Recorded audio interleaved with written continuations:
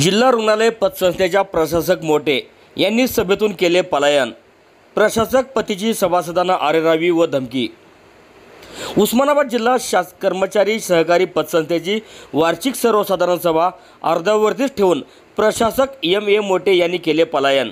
तर प्रशासक पती व जिल्हा मध्यवर्ती सहकारी बँकेत कर्मचारी असलेले अतुल आगलावे यांनी सभासदांना आरेरावीची भाषा वापरीत तुमच्यावर गुन्हे दाखल करतो अशी धमकी देऊन या सभेत आग लावण्याचे काम आज रोजी केले आहे।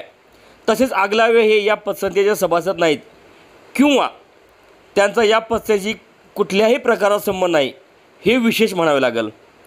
उस्मानाबाद जिल्हा रुग्णालय कर्मचारी सहकारी पतसंस्थेची 36वी वार्षिक सर्वसाधारण सभा धाराशिव शहरातील ज्ञानेश्वर मंदिर शेजारी असलेल्या स्वप्नराज हॉलमध्ये आयोजित करण्यात आली होती।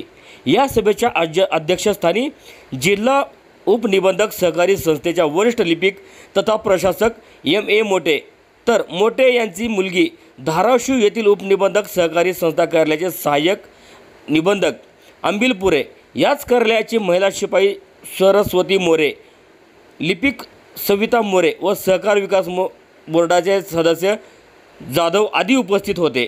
रुग्णालय कर्मचारी सहकारी पतसंस्थेची मागील आर्थिक वर्षाची वार्षिक सर्वसाधारण सभा असल्याचे 17 तारखेच्या एकमत पेपरमध्ये आम्ही सभासदांनी पाहिलं व त्यानुसार आज आम्ही इथं उपस्थित झालेलो होतो। आम्ही उपस्थित सभासदांनी प्रशासकाने त्या नोटीसमधील विषय वाचून दाखवल्या चालू केल्यानंतर आम्ही त्यांना असं बोललो की मॅडम, आज जी तुम्ही ज्या विषयासाठी सभा ठेवली या सभेची एकही सूचना कुठल्याही सभासदाला दिलेली नाही किंवा त्याची रिसिप्ट आपल्याकडे आहे का दिली असली तर त्यांना त्याचं उत्तर देता आलेलं नाही।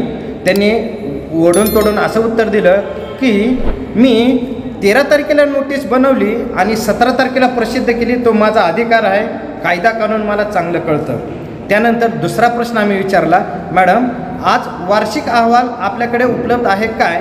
तर त्यांनी असं सांगितलं की माझ्याकडं कुणीही मला चार्ज दिलेला नाही, त्याच्यामुळं माझ्याकडं कुठलंही दप्तर उपलब्ध नाही। मग आम्ही विचारलं, मॅडम तुमच्याकडे दप्तर उपलब्ध नाही तर आजची सभा ठेवण्याचा उद्देश काय? तर त्यांनी सांगितलं की नियमाप्रमाणे 30 सप्टेंबरच्या अगोदर सभा घ्यावी लागते म्हणून मी ठेवलेली आहे। मी म्हणलं ठीक आहे मॅडम, तुम्ही ठेवली, पण एकाही सभासदाला तुम्ही नोटीस दिली नाही।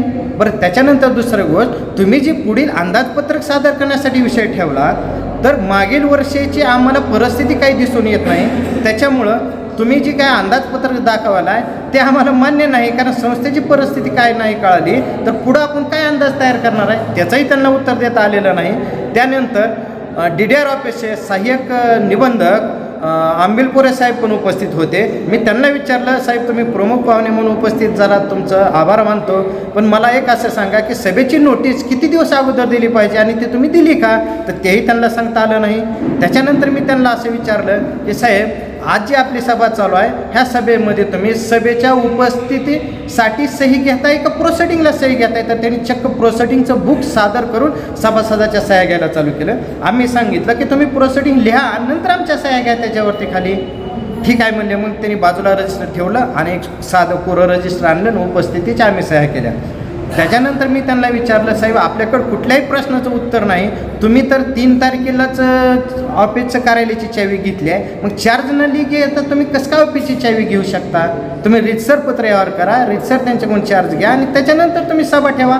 आज नाही सभा ठेवते आले तर तुम्हाला काही संस्थेचं काही नुकसान होणार नाही, तुम्ही विशेष सभा घेऊन सगळ्या गोष्टी मांडू शकताय।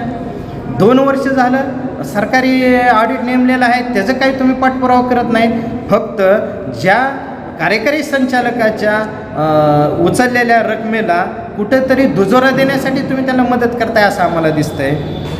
अशा सर्व परिस्थितीत सभासद प्रश्न उपस्थित करत असताना त्यांनी सभागृहातून पळून जाण्याचा प्रयत्न केला व ते निघून गेले। सभासद आज देखील इथंच बसून आहेत उपस्थित सभासद। मागणी काय आहे तुमची? आमची मागणी आहे की कायद्याप्रमाणे संस्था चालवावी, कोणाला तरी वाचवण्याच्या किंवा कोणाला तरी त्रास देण्याच्या उद्देशाने संस्था नाही चालली पाहिजे। माझी एक वर्गचार कर्मचाऱ्याची संस्था आहे, सर्व सभासदाला सर्व गोष्टीचं ज्ञान नाही, काही गोष्टीमध्ये ते अज्ञानी आहेत, याचा फायदा घेऊन तुम्ही त्यांना दडपशाही नाही केली पाहिजे. आणि मग मी त्यांना प्रश्न विचारायला सुरुवात केल्यानंतर त्यांनी मला असं सांगितलं की तुम्हाला एकच प्रश्न विचारता येतो, सभासदाला सर्व प्रश्न उपस्थित करता येत असतात. त्याच्यापुढे बचावात त्यांनी म्हटले की तुम्ही मला लेखी प्रश्न दिलेला नाही. मी म्हटलं मॅडम तुम्ही मला लेखी नोटीस दिलेली नाही, त्याच्यामुळं मी तुम्हाला प्रश्न उपस्थित करू शकत नाही लेखी. आज जो काय तुमच्या परवानगीने जो विषय ऐनवेळचा ठेवायचा आहे त्याच्यामध्ये कार्यकारी संचालक जे पद तुम्ही निर्माण केलं आहे ते पद आमच्या सर्वांच्या मताने तो उपविधी दुरुस्त करून बंद करण्यात यावं हा विषय घ्या. तर ते इथून निघूनच गेलेले आहेत आणि सभा आमची संपुष्टात आणून त्यांना उत्तर कुठल्या प्रश्नाचं देता येत नाही म्हणून ते निघून गेले इथून.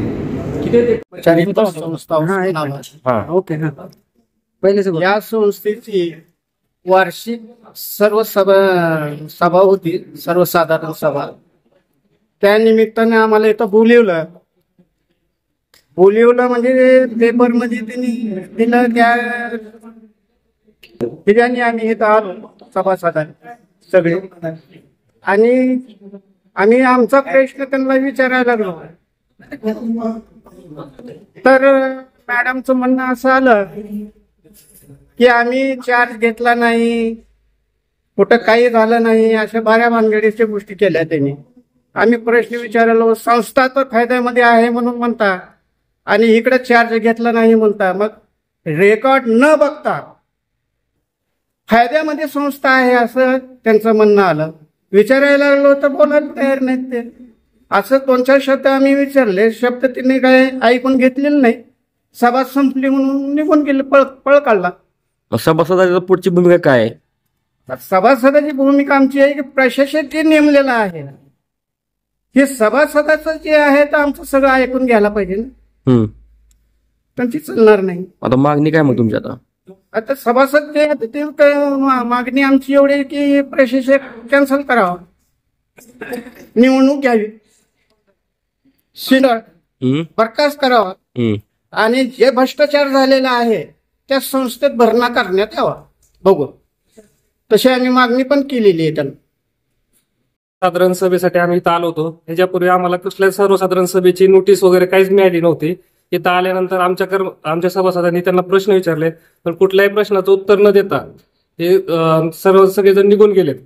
त्यामुळे इथं आमचा कुठल्याही प्रकारच्या प्रश्नाचं कुठलंही समाधान झालेलं नाही. याची तक्रार आपण कुठे करणार आहे? याची तक्रार आता आम्ही मॅडमकडे जाऊन करूत. जसं सभासद सगळे ठरवतील त्याप्रमाणे आम्ही करूत मॅडम.